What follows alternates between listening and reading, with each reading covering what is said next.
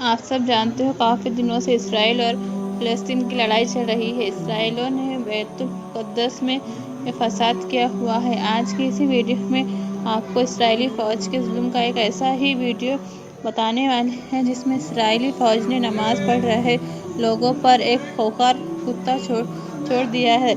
लेकिन फिर वहाँ पर अल्लाह की कुदरत का एक ऐसा करिश्मा हुआ कि जिसको देखकर इसराइली फ़ौज भी वहाँ से भागने पर मजबूर हो गई।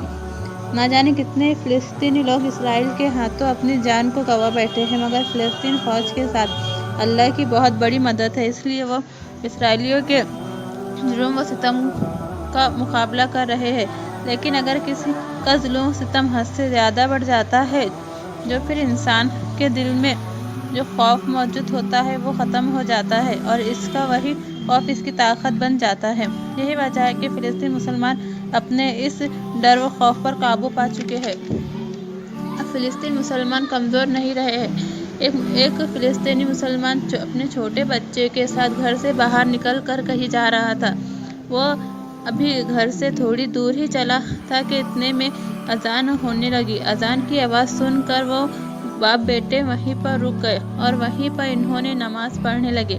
वो बाप बेटे वहीं सड़क पर नमाज पढ़ रहे थे। इसी वक्त वहाँ से एक इजरायली फ़ौजी गुजरा। इनके साथ में एक कुत्ता भी था।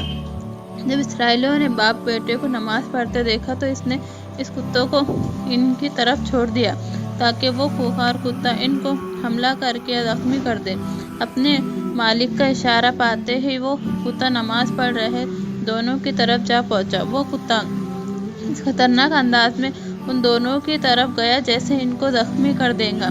कुत्ता इनके पास पहुंचा, लेकिन ये दोनों नमाज पढ़ने में मसरूफ़ थे। वो इस बात से बिल्कुल भी नहीं घबराए कि इनके करीब में कुत्ता है। वो बस अल्लाह की याद में नमाज पढ़ने में मसरूफ़ थे। जैसे ही कुत्ते ने इनको नमाज पढ़ते देखा वो शांत हो गया। फिर जैसे ही इन दोनों ने अपनी नमाज पूरी की, जैसे ही इन्होंने सलाम फेरा तो इन्हें कुत्तों को बड़े अदब से अपने पास बैठे देखा।